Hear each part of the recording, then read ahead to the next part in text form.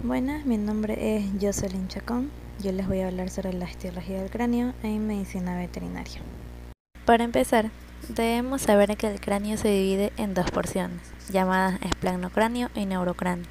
El neurocráneo, como su nombre lo dice, son los huesos que cubren y alojan el encéfalo, denominada también bóveda craneana. Los huesos que forman el neurocráneo son el temporal. El temporal es un hueso par del neurocráneo que se ubica caudolateralmente en el cráneo. Posee tres porciones: la porción petrosa, la porción timpánica y la porción escamosa. La porción petrosa. Esta se ubica en la cara interna de la cavidad craneana, se articula con el hueso occipital por caudal y se encuentra situada entre la porción timpánica y escamosa del temporal. En el interior de esta porción se encierra el oído interno junto con la cóclea y el vestíbulo y los canales semicirculares. La porción timpánica, a diferencia de la petrosa, se encuentra en la cavidad externa de la bóveda craneana. Esta estructura es redonda y lisa y se articula por caudal con el hueso occipital. Está representada por una extensión o dilatación ósea bulbosa ventral en la bóveda timpánica que aloja al oído medio. La porción escamosa del temporal entra en contacto con los huesos frontal, parietal y esfenoides, el cual posee una eminencia ósea llamada proceso cigomático del temporal. Esta protuberancia es curva laterorrostralmente y junto con el proceso temporal del cigomático ayuda a formar el arco cigomático. Hueso parietal.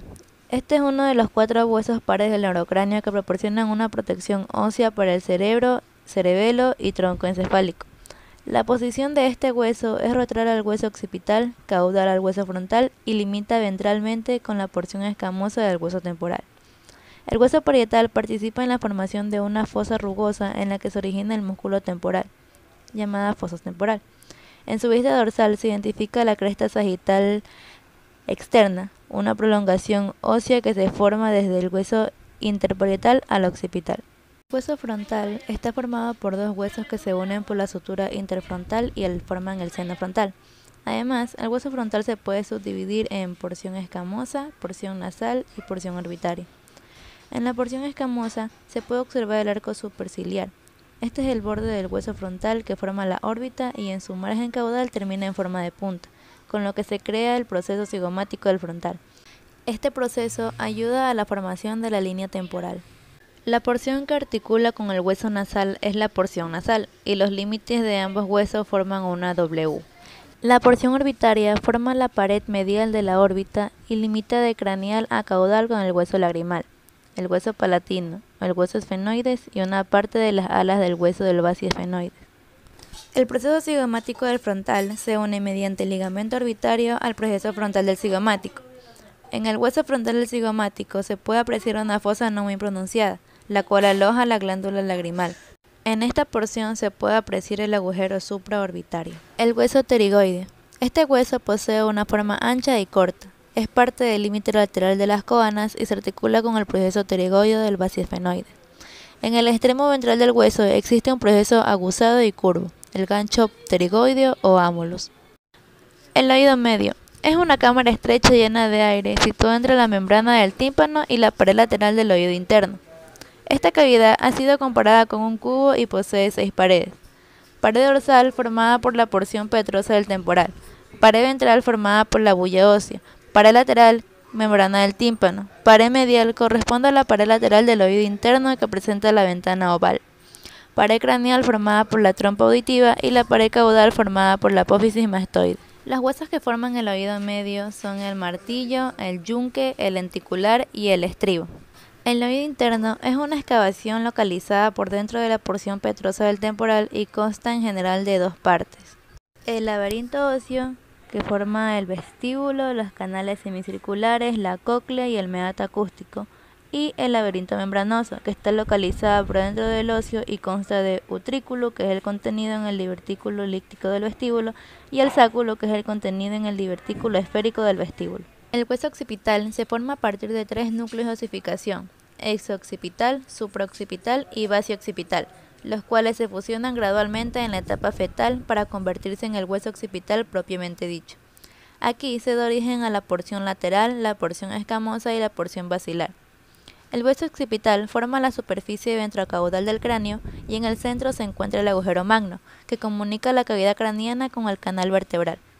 En este agujero se pueden apreciar la incisura intercondilar dorsal y la incisura intercondilar ventral. A los costados del agujero magno se encuentran las porciones laterales y se aprecian los cóndilos occipitales, dos estructuras que se articulan con las fosas articulares craneales de la primera vértebra cervical o atlas y que forman la articulación atlanto-occipital. En la región rostroventral de estos cóndilos están presentes los procesos yugulares, cuya dimensión es pequeña con forma ovoide, y la huella timpánica íntimamente relacionada.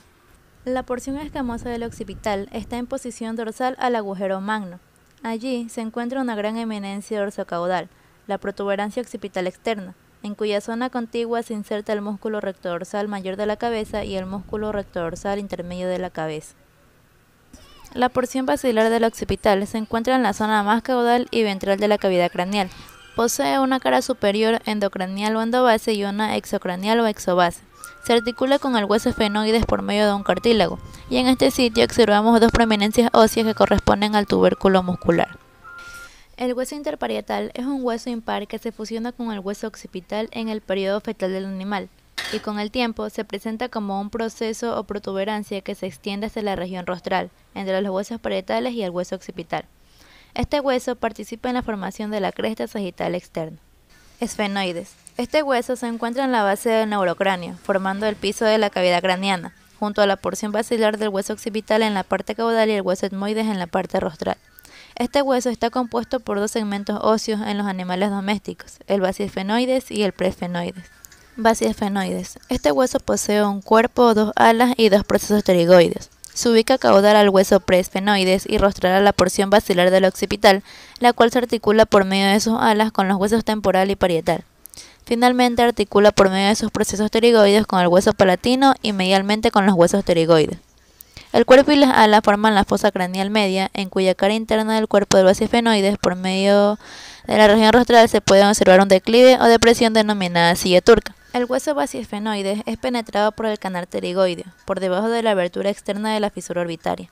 Eventualmente presenta un canal incompleto en el suelo de dicha fisura por el cual pasa el nervio pterigoide. El hueso preesfenoides, al igual que el hueso basiesfenoides, está compuesto por un cuerpo y dos alas. El cuerpo se articula por su parte caudal con el basiesfenoides y por su parte rostrodorsal con el hueso etmoides, con el vómer en posición rostroventral y rostrolateralmente con el hueso palatino. Finalmente, por medio de sus alas, se articula con el hueso frontal y con las alas del basiesfenoides. El cuerpo junto con las alas da origen a la fosa craneal rostral. El cuerpo se encuentra neumatizado, es decir, que presenta cavidades que contienen aire, como los senos esfenoidales, que están separados de forma incompleta por medio de un tabique. Las alas se dirigen hacia la zona dorsal de manera que forman parte de la pared medial de las cavidades orbitarias y de la fosa temporal. Etmoides. Es el hueso que forma el límite entre la cavidad nasal y el endocráneo. Es un complejo de huesos que están limitados dorsalmente por el hueso frontal, lateralmente por el hueso maxilar y ventralmente por el hueso vómer y el hueso palatino. La lámina cribosa del etmoides, uno de los componentes del complejo del etmoides, está dispuesta transversalmente y posee una serie de agujeros pequeños que están para el paso de los nervios olfatorios. Esta lámina cribosa del etmoides se puede divisar a través del agujero magno en vista craneal. La lámina perpendicular del etmoides nace desde el centro de la lámina cribosa, a partir de la cresta Galli, y es una fina placa que divide el hueso etmoides en dos mitades. De las paredes laterales y dorsales de la cavidad nasal se puede observar una estructura de laminillas óseas que recibe el nombre de laberinto etmoidal. Vómer. Este es un hueso alargado impar que se encuentra en el plano medio del piso de la cavidad nasal, que constituye un surco en forma de U en dirección dorsal por medio de sus láminas laterales y su lámina basal. Esta forma una ranura estrecha que aloja la lámina perpendicular del etmoides y el tabique para formar la porción ventral del tabique nasal. Este tabique tiene una porción ósea posterior y anterior cartilaginosa. Por medio de su lámina basal se une a la lámina horizontal del hueso palatino en carnívoros o al proceso palatino en rumiantes. Dentro de la cavidad nasal por caudal forma parte de la pared dorsal de las coanas. Ahora veremos los huesos del esplagmocráneo, que están conformados por el hueso lagrimal que articula dorsocaudalmente con el hueso frontal hacia ventral y caudal con el hueso palatino y medialmente con el hueso etmoides. Forman parte de los bordes anteriores de las órbitas óseas. Se ubica ventromedial en la órbita y para su descripción posee dos porciones. La porción orbital que contacta con la órbita y se dirige medialmente para formar una porción de la pared anterior de la órbita y la cara o porción facial de cada hueso. Forma una parte de la región caudal de la cara que contacta con el maxilar y cigomático. En el canal lagrimal continúa con el canal y surco lagrimal del hueso maxilar.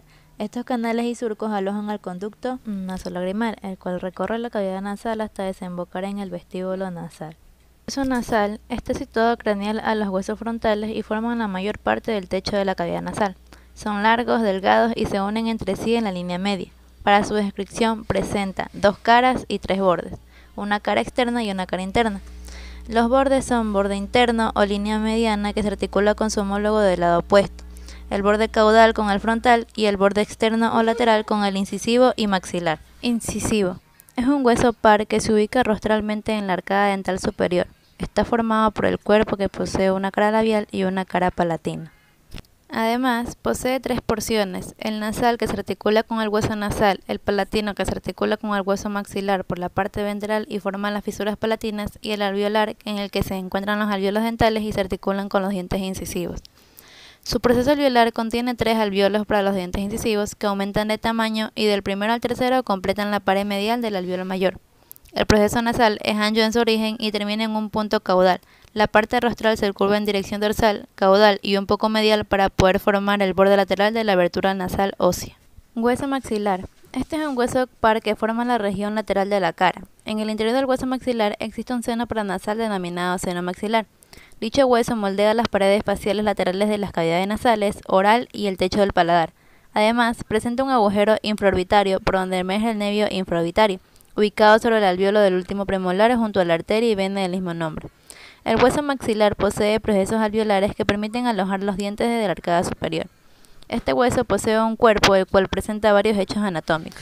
3 caras, cara facial, cara pterigopalatina y cara nasal. 2 bordes, borde dorsal, borde alveolar o ventral. 4 procesos, proceso frontal, proceso cigomático, proceso palatino y proceso alveolar, y además le describen 2 extremidades, extremidad craneal y extremidad caudal.